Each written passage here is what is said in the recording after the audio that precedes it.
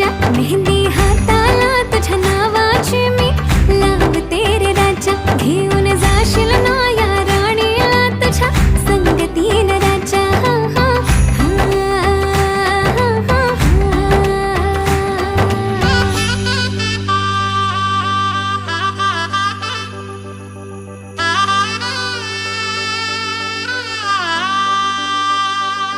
सजली ही नवरी बाई नवरोबासाठी ग, गाली हळदी चाले दिसते किती गोड ग.